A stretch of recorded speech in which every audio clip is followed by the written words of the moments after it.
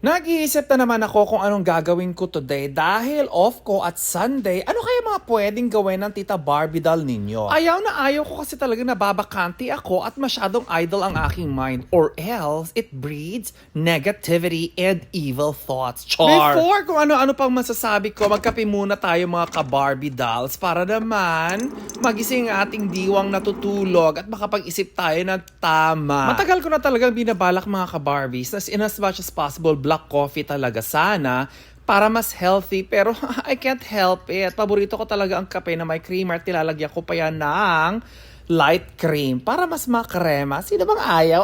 Pagkatapos kong magkape, eto binuksan ko na ang mga napanalunan kong gift cards at regalo sa isang birthday party na pinuntahan ko kahapon. Happy ako kasi may mga gift cards akong pwedeng gamitin for restaurants at syempre may cash and chocolates pa, o diba? Saya-saya naman na. At dahil workout day tayo ngayon mga ka-Barbies, visit muna tayo sa gym at magpapawis kahit saglit lang. Hindi naman masyado matagal, mga 20 to 30 minutes lang naman ako nagbababad dito.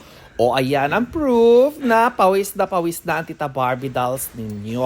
Pagkatapos niya, dahil umaga naman yan at gusto ko magpainit for vitamin D, umakyat ako dito sa roof deck at dito ko gusto mag-emote timing. Walang tao today. Masarap din naman minsan na tumambay lang sa bahay, yung wala kang ibang gagawin at hindi mo kailangang lumabas, kundi enjoy mo na lang kung anong amenities ang available sa inyo. O diba, nakatipid ka na at hindi ka pa masyadong pagod. Kaya talaga minsan mas bet ko during my days off na magstay na lang sa bahay at mag-relax. Pagkatapos kong ma-expose sa sunlight, eto, nagluto ako ng aking breakfast dahil nagutom na ang dragona. So, anong breakfast ko? Ayan, walang iba kundi chorizo. O, di ba, apaka-healthy. Charmilat Nabili ko lang to sa Filipino store mga ka-Barbies. Pagkatapos, ilalagay ko lang sa air fryer. And after few minutes, ayan, luto na siya. At least, hindi masyadong mamantika kasi sa air fryer, lumalabas ang mantika niyan mga ka-Barbie dolls. Luto ko lang yan ng saglit.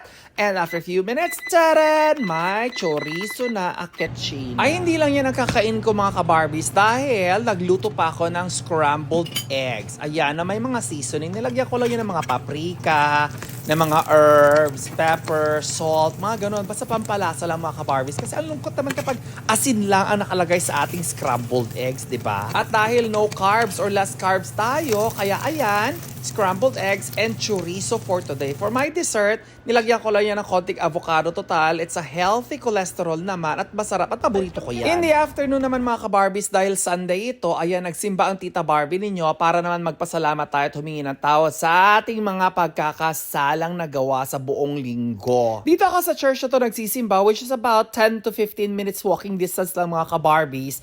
And bet ko talaga kasi luma ang itsura ng church pagkatapos konti lang ang tao so nakakapag-meditate talaga Nag-hot chocolate ako pagkatapos sa aming apartment before dinner. Ayan, nagpunta kami ng dinner sa Texas Roadhouse kasi wala na akong time magluto at tinatamad na rin ako mga ka-Barbie sa dami ng ginawa ko for today. Charmilet, ang dami daw ginawa, oh.